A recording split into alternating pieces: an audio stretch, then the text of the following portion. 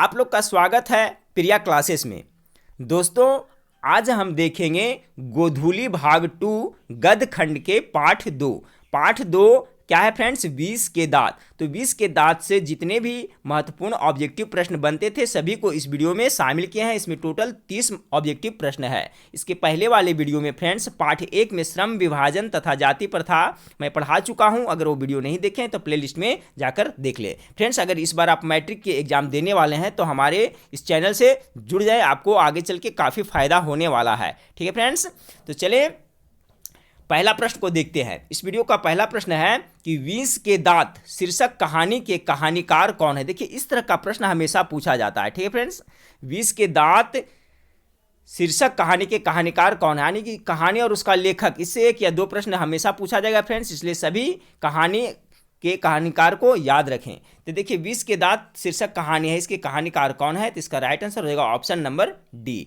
नलिन विलोचन शर्मा। ठीक है फ्रेंड्स, और देखिए 20 का दांत है जो क्या है फ्रेंड्स, कहानी है। जबकि श्रम विभाजन और जाति प्रथा क्या है, ये भी प्रश्न उसमें मैं बताया था, तो वह एक निबंध था जिसको किसने लिखा था फ्रेंड्स, तो डॉक्टर भीमराव अंबेडकर ने लिखा था। लेकिन 20 के दांत है जो एक कहानी है और इसके लेखक कौन है, तो नलिन विलोचन शर्मा। ठीक है फ्रेंड्स, तो इस तरह का प्रश्न एक पूछा जाएगा, इसलिए अभी से सभी याद करते चले। अब देखिए फ्रेंड्स, यहाँ पर है कि 20 के दांत है जो कैसी कहानी है, ये भी महत्वपूर्ण प्रश्न है। तो देखिए 20 के दांत कैसी कहानी है, तो यह एक मनोवैज्ञानिक कहानी है। कैसी कहानी है, यह एक मनोवैज्ञानिक कहानी है।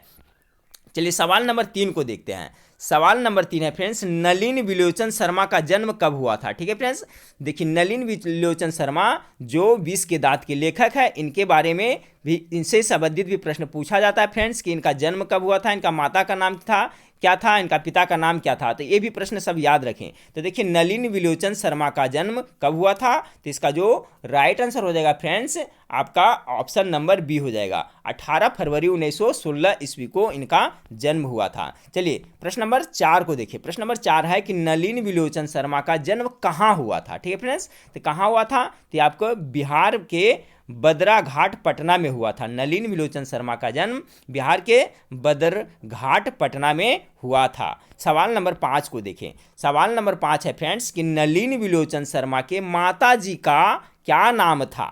तो क्या नाम था, तो इसका जो राइट आंसर हो जाएगा फ्रेंड्स ऑप्शन नंबर सी हो जाएगा। ठीक है, रत्नावली शर्मा। नलिन विलोचन शर्मा कि माता जी का नाम क्या था, तो रत्नावली शर्मा था इनका माता जी का नाम। चलिए सवाल नंबर 6 को देखें।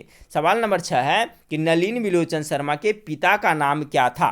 तो क्या था, तो इनका जो राइट आंसर हो जाएगा ऑप्शन नंबर ए हो जाएगा, पंडित रामावतार शर्मा। ठीक है फ्रेंड्स, याद रखिएगा नलिन विलोचन शर्मा जिन्होंने 20 के दांत कहानी लिखे हैं, उनके माताजी के नाम था रत्नावली शर्मा और इनके पिता का नाम क्या था, पंडित रामावतार शर्मा। चलिए सवाल नंबर 7 को देखिए। सवाल नंबर 7 है कि नलिन विलोचन शर्मा पटना विश्वविद्यालय के हिंदी विभाग के अध्यक्ष कब बने। तो कब बने थे, तो सन 1959 ईस्वी में नलिन विलोचन शर्मा पटना विश्वविद्यालय के हिंदी विभाग के अध्यक्ष बने थे। चलिए सवाल नंबर 8 को देखते हैं। सवाल नंबर 8 है कि निम्न में से गिरधर लाल किनके पिता है। ठीक है फ्रेंड्स, देखिए अभी मैंने जो बताया 6-7 प्रश्न फ्रेंड्स वो कहानी से संबंधित था और कहानी के लेखक कौन थे और उनका जन्म कहाँ हुआ था और उनसे जो भी संबंधित ऑब्जेक्टिव प्रश्न बनता था बता दिए थे। अब देखिए फ्रेंड्स, आपको कहानी में जो 20 के दांत है, जो कहानी में क्या पढ़ाया गया है फ्रेंड्स, किस तरह का कहानी है, अभी मैं बता चुका हूँ कि मनोवैज्ञानिक कहानी है ये, तो उससे संबंधित अब प्रश्न आपको मिलेगा। तो देखिए जो 20 के दांत है उसमें आप कहानी पढ़े होंगे फ्रेंड्स, तो आपको उसमें सेन साहब, गिरधर लाल, खोखा खोखी, कांसू और ये सब के बारे में जिक्र किया गया है, तो उसी संबंधित अब प्रश्न आपको मिलेंगे। तो प्रश्न यहाँ पर है कि निम्न में से गिरधर लाल किनके पिता थे। तो कहानियाँ पढ़े होंगे फ्रेंड्स, तो देखेंगे गिरधर लाल किनके पिता थे, तो मदन के पिता का नाम क्या था, गिरधर लाल था। ठीक है फ्रेंड्स, इस तरह से याद रखें। अब बड़ा ही इंटरेस्टिंग कहानी है फ्रेंड्स, एक बार कहानी आप जरूर पढ़ लीजिएगा। चलिए प्रश्न नंबर 9 है कि मदन ने कांसू के कितने दांत तोड़े थे। ठीक है फ्रेंड्स, देखिए कहानी अब पढ़ेंगे फ्रेंड्स तो पता चल जाएगा कि मदन के पिता का नाम क्या था, गिरधर लाल था, और कांसू जिसे प्यार से खोखा कहा जाता था फ्रेंड्स, ये सेन साहब के इकलौता बेटा था। ठीक है फ्रेंड्स, और सेन साहब की कितनी पुत्रियां थी, तो 5 पुत्रियां थी और एक बेटा था। ठीक है, जिसे खोखा कहते थे और खोखा को प्यार से खोखा कहा जाता था फ्रेंड्स, उसका नाम क्या था, कासू था। तो कह रहा है मदन ने कासू के कितने दांत तोड़े थे, यानी मदन जो गिरधर लाल के बेटा था वो सेन साहब के जो इकलौता बेटा कासू जिसे खोखा कहा जाता था उसको कितने दांत तोड़े थे, तो 2 दांत तोड़े थे। ठीक है फ्रेंड्स, कहानी पढ़िएगा हमेशा याद रहेगा। चलिए आगे देखते हैं सवाल नंबर 10। सवाल नंबर 10 है कि नलिन विलोचन शर्मा के कहानियों में किसके तत्व समग्रता से उभर कर आए हैं। तो इसका जो राइट आंसर हो जाएगा फ्रेंड्स ऑप्शन नंबर बी हो जाएगा, मनोवैज्ञानिकता का। क्योंकि मैं बता चुका हूं फ्रेंड्स कि 20 के दांत है जो कैसी कहानी है, तो मनोवैज्ञानिक यानी साइकोलॉजिकल स्टोरी है। ठीक है, ध्यान रखिएगा, याद रखिएगा, ये प्रश्न इंपॉर्टेंट है।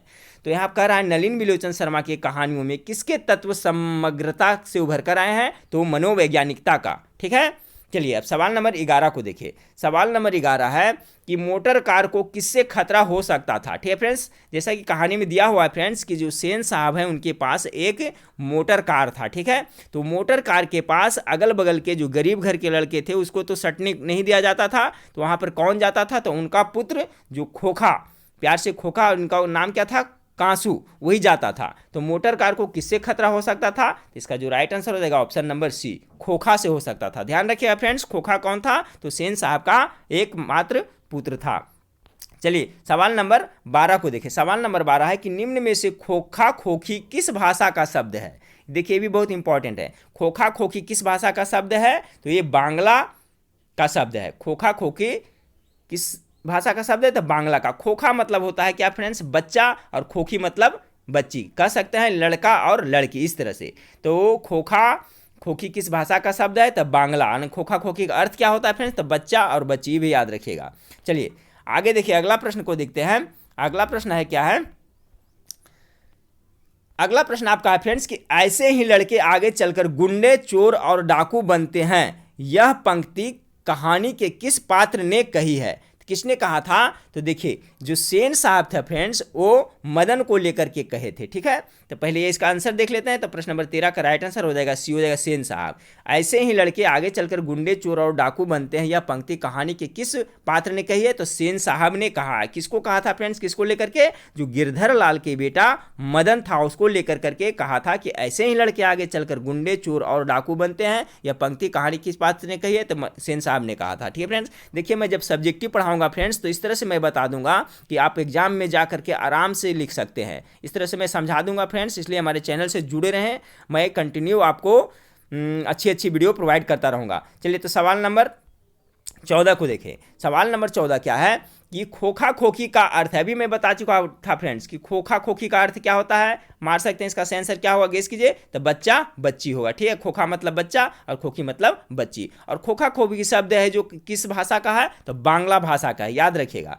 आगे देखिए क्या है कि खोखा का नाम क्या था, मैं बता चुका हूं फ्रेंड्स। देखिए थोड़ा डिटेल इसलिए बताता हूं ताकि आपको याद रहे। तो देखिए खोखा का नाम क्या था, तो खोखा था जो क्या था फ्रेंड्स, सेन साहब जो उच्च घराने से आते थे उनका एकमात्र पुत्र था जिसको खोखा प्यार से कहा जाता था, और उसका नाम क्या रखे थे, तो कांसू रखे थे। और सेन साहब की कितनी पुत्रियां थे फ्रेंड्स, तो 5 पुत्रियां थी और एकमात्र पुत्र था जिसको प्यार से खोखा कहते थे, और नाम क्या था उसका, कांसू नाम था।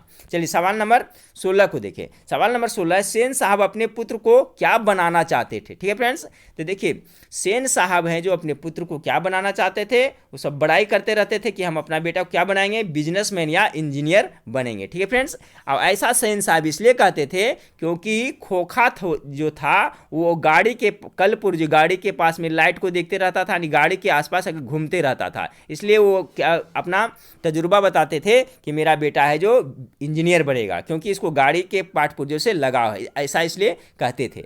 तो सेन साहब अपने पुत्र को क्या बनाना चाहते थे, तो इंजीनियर बनाना चाहते थे। ठीक है, बिजनेसमैन या इंजीनियर। अब देखिए सवाल नंबर 17 है कि मदन अक्सर किसके हाथों से पीटता था, तो मदन किससे पीटता था फ्रेंड्स, अपने पिता से पीटता था। ठीक है, अब मदन के पिता का क्या नाम था, मैं बता दिया था फ्रेंड्स, क्या था, गिरधर लाल। देखिए बार बार रिपीट करता हूं फ्रेंड्स, इससे क्या है आपको याद हो जाएगा। तो याद रखिए मदन के पिता किससे पीटता था फ्रेंड्स, तो अपने पिता से, और उनका पिता का नाम क्या था, गिरधर लाल था। सवाल नंबर 18 को देखें। सवाल नंबर 18 कि सेन साहब ने किसे खूब फटकार लगाई थी, तो किसे खूब फटकार लगाई थी, तो गिरधर लाल को, मदन के पिता को सेन साहब ने खूब फटकार लगाई थी। चलिए सवाल नंबर 19 को देखिए। सवाल नंबर 19 है कि 20 के दांत कहानी किस वर्ग के अंतर विरोधियों को उजागर करती है। ठीक है फ्रेंड्स, तो देखिए जो 20 के दांत है वो है मध्यम वर्ग के अंतर्विरोधियों को उजागर करती है। ठीक है फ्रेंड्स, चलिए सवाल नंबर 20 को देखें। बड़ा इंटरेस्टिंग प्रश्न है फ्रेंड्स कि कासू मदन के साथ किस खेल में शरीक होना चाहता था। ठीक है फ्रेंड्स, देखिए तो कासू जिसे प्यार से खोखा कहा जाता था वो अच्छा घराने का था फ्रेंड्स, और मदन था जो क्या निम्न घराने से था, गरीब घर से था। तो मदन क्या खेलता था फ्रेंड्स, लट्टू खेलता था। तो जब खोखा ने देखा था, जो कासू ने देखा था, तो उसका मन भी ललच गया और वह लट्टू खेलने के लिए शरीक होना चाहता था। तो कासू मदन के साथ किस खेल में शरीक होना चाहता था, तो लट्टू के खेल में शरीक होना चाहता था। चलिए सवाल नंबर 21 है कि सेन साहब किसके व्यंग से ऐंठकर रह गए थे। तो देखिए सेन साहब के घर में पत्रकार महोदय आए थे और इन्हीं के व्यंग से वो ऐंठकर रह गए थे। सवाल नंबर 21 का राइट आंसर हो जाएगा ऑप्शन नंबर ए, पत्रकार महोदय के व्यंग से। चलिए सवाल नंबर 22 को देखिए। सवाल नंबर 22 है कि मदन की उम्र क्या थी। ठीक है, मदन जो गिरधर लाल के बेटा था फ्रेंड्स, उसका उम्र था 5-6 साल। प्रश्न नंबर 22 का आंसर हो जाएगा ये। चलिए सवाल नंबर 23 को देखते हैं। सवाल नंबर 23 है मदन किसका पुत्र था। मैं बार बार रिपीट कर रहा हूँ फ्रेंड्स, अब गेस करते हैं, गेस करिए इसका राइट आंसर क्या होगा। तो मदन किसका पुत्र था, तो गिरधर लाल का पुत्र था। चलिए सवाल नंबर 24 को देखते हैं। सवाल नंबर 24 है कि दृष्टिकोण किनकी रचना है। ठीक है फ्रेंड्स, तो दृष्टिकोण भी किनकी रचना है, नलिन विलोचन शर्मा का, जिनका हम लोग कहानी के ऑब्जेक्टिव प्रश्न देख रहे हैं। 20 के दांत के भी लेखक कौन है, तो यही हो गए नलिन विलोचन शर्मा। और दृष्टिकोण किनकी रचना है, तो दृष्टिकोण भी है जो नलिन विलोचन शर्मा की ही रचना है। चलिए सवाल नंबर 25 को देखें। सवाल नंबर 25 है कि लड़कियां क्या है, कठपुतलियां हैं, किसे इस बात पर गर्व है। तो किसे इस बात पर गर्व है, तो इसका ऑप्शन राइट आंसर हो जाएगा ऑप्शन नंबर डी, माता पिता को। लड़कियां क्या है, कठपुतलियां हैं, किसे इस बात पर गर्व है, तो माता पिता को गर्व है। चलिए सवाल नंबर 26 को देखिए। सवाल नंबर 26 है कि कौओं की जमात में शामिल होने के लिए कौन ललक गया था। देखिए फ्रेंड्स, इस कहानी में जो नलिन विलोचन शर्मा है, तो कौआ किन्हें कहा है, तो कौआ का है जो निम्न वर्ग के हैं, जैसे मदन हो गया, गरीब घर के लोग हैं, उनको कौए कहा गया है फ्रेंड्स, यानी मदन को। और हंस किसे कहा गया है, तो जो सेन साहब के पुत्र कांसू, जिसे खोखा कहते हैं, उसको हंस कहा गया है। तो देखिए उसी से संबंधित प्रश्न है फ्रेंड्स कि कौए की जमात में शामिल होने के लिए कौन ललक गया था, तो हंस ललक गया था। ठीक है फ्रेंड्स, हंस, यहाँ पर कौआ का तुलना मदन से किया गया है और हंस को किसे, खोखा यानी कासू से किया गया। तो सवाल नंबर 26 का राइट आंसर हो जाएगा ऑप्शन नंबर बी। चलिए सवाल नंबर 27 को देखते हैं। सवाल नंबर 27 है किसके अनुसार सेनों ने सिद्धांतों को भी बदल लिया था। किसके अनुसार, तो खोखा के अनुसार। ठीक है, किसके, खोखा के अनुसार। खोखा कौन था फ्रेंड्स, मैं बार बार बता चुका हूँ, सेन साहब का एकमात्र पुत्र था। चलिए सवाल नंबर 28 को देखते हैं। सेन साहब की कितनी लड़कियां थी, मैं पहले बता चुका हूं फ्रेंड्स, कितना हुआ गेस करें। तो इसका जो राइट आंसर हो जाएगा, सेन साहब के 5 पुत्रियां थी और एकमात्र पुत्र था जिसे प्यार से खोखा कहा जाता था, यानी कासू। ठीक है फ्रेंड्स, चलिए सवाल नंबर 29 को देखते हैं। सोफर शब्द का अर्थ क्या है। सोफर शब्द का अर्थ क्या, बहुत ही इंपॉर्टेंट प्रश्न है। ठीक है फ्रेंड्स, तो देखिए सोफर का अर्थ होता है गाड़ी चलाने वाला, अर्थात ड्राइवर। प्रश्न नंबर 29 का राइट आंसर हो जाएगा ऑप्शन नंबर डी, यानी सोफर शब्द का अर्थ क्या होता है, ड्राइवर होता है। चलिए सवाल नंबर 30 को देखते हैं फ्रेंड्स, जो इस वीडियो का लास्ट प्रश्न है कि नलिन विलोचन शर्मा की मृत्यु कब हुई थी। तो कब हुई थी फ्रेंड्स, तो इसका राइट आंसर रहेगा ऑप्शन नंबर ए, 12 सितंबर 1961 ईस्वी को। तो देखिए फ्रेंड्स, ये जो गोधूली भाग 2 है उसका पार्ट 2 20 के दांत के जितने भी ऑब्जेक्टिव प्रश्न था इसका मैं करवा दिया हूँ फ्रेंड्स। इसी तरह से मैं आपको चैप्टर बाय चैप्टर सभी विषयों का पहले ऑब्जेक्टिव प्रश्नों का प्रैक्टिस करवा दूंगा फ्रेंड्स, बाद में सब्जेक्टिव प्रश्न कराऊंगा और लास्ट में आपको मॉडल पेपर सेट प्रोवाइड करवाऊंगा। ठीक है फ्रेंड्स, तो वीडियो अच्छा लगे तो दोस्तों में शेयर जरूर करें, वीडियो को लाइक जरूर करें और चैनल को सब्सक्राइब नहीं किए हैं फ्रेंड्स तो जरूर सब्सक्राइब कर लें तथा बेल आइकन को जरूर दबाएं ताकि समय से नोटिफिकेशन मिलता रहे। ठीक है फ्रेंड्स, आप लोग का सपोर्ट की ज़रूरत है फ्रेंड्स, अगर आप लोग सपोर्ट करेंगे तो मैं और अच्छी तरह से आपको पढ़ाऊँगा जिससे आपकी तैयारी बहुत अच्छी हो जाएगी। तो नेक्स्ट वीडियो में फिर मिलते हैं, देखने के लिए थैंक्स।